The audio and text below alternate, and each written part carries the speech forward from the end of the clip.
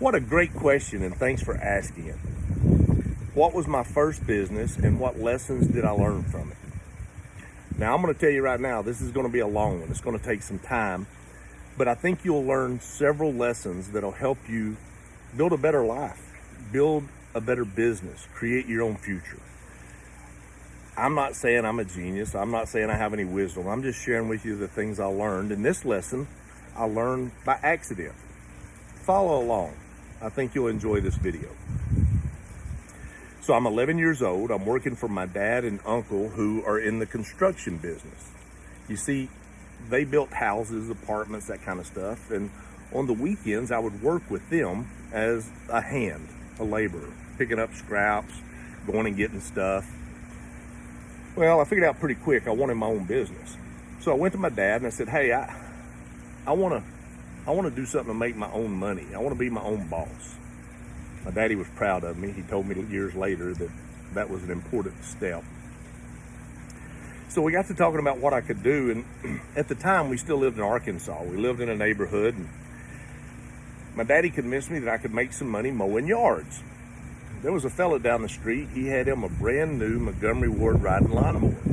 But when he got it, he didn't realize it didn't have oil in the motor. It just had shipping oil. So the first time he ran it, it blew the motor. So here's this brand new mower that's been sitting there probably a year.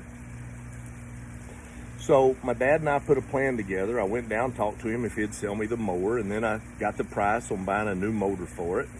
Long story short, I needed about $800 to buy this mower and the motor and a weed eater and the gas can, all the stuff I was going to need to get started. So I borrowed the money from my dad and uncle, their business. So we buy the lawnmower, Daddy helps me put the motor on it, and I go to get my first client. You ready for lesson one? I knocked on Mr. Thompson's door. Now, you have to understand, in our neighborhood, Mr. Thompson's place was the show place. It was right there on the corner when you turned in. It was huge, a lot of acreage, backed up to the lake. Well, we called it a lake. It's just where they dug the dirt out to build the foundations for the houses.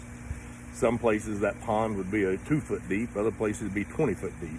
Anyway, it's important you know there's a lake behind Mr. Thompson's yard. So I go to Mr. Thompson's house, who, by my belief and standards, was wealthy. He was rich. I knock on his door and I tell him, Mr. Thompson, I'd love to mow your yard. He said, well, what would you charge me?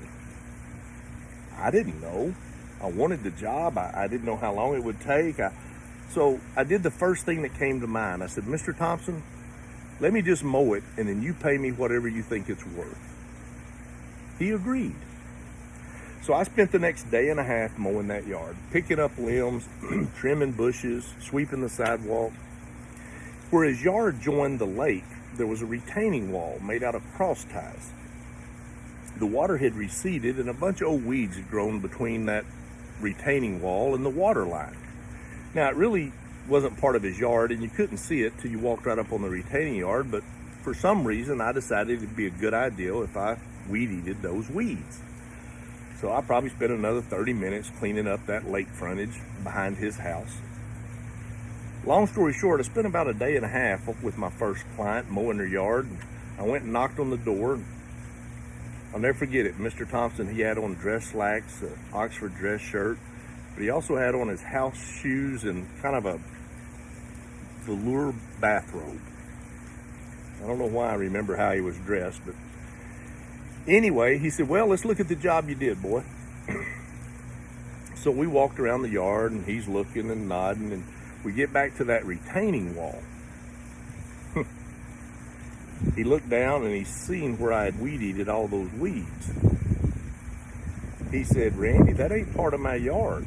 You expect me to pay for you weed-eating the community property of the lake?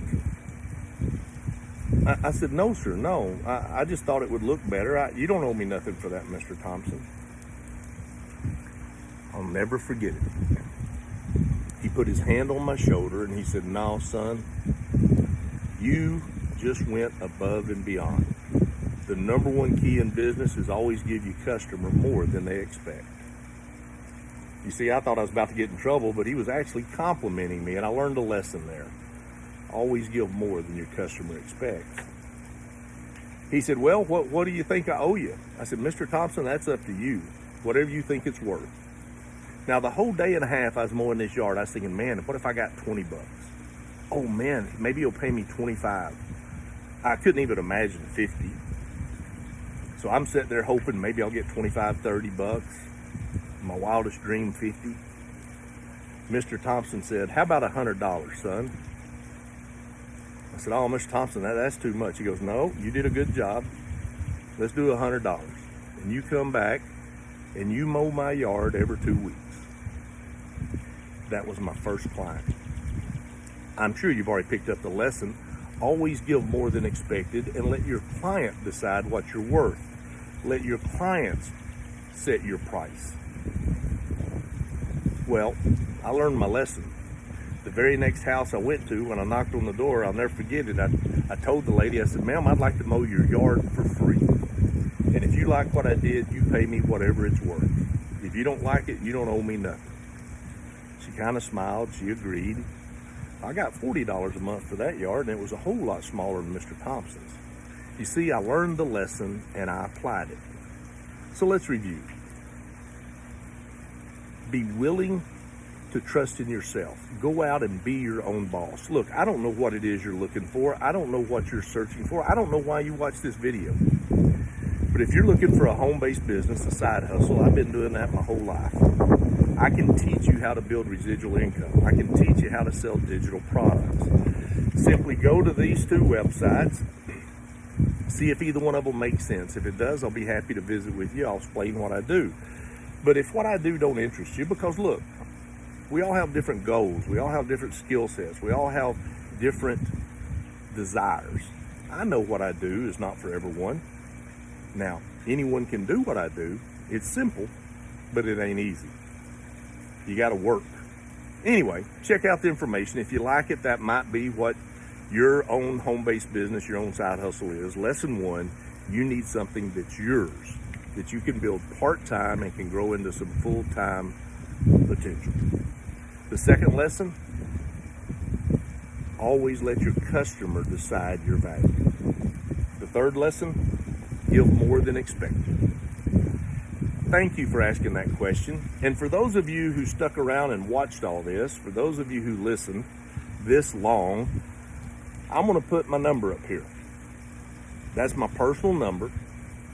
If you've looked at my information, but you got questions, you want to visit, you're just unsure, I'll visit with you. No obligation. Won't cost you nothing. You'll never know till you know. But if you're one of those exceptional people that's willing to work, you're coachable, you're consistent in your efforts, you're persistent in your efforts, you won't quit, then I'm pretty sure I can help you. I hope you decide to visit with me. If nothing else, I hope this life lesson gave you some true value. Have a happy 4th of July. God bless.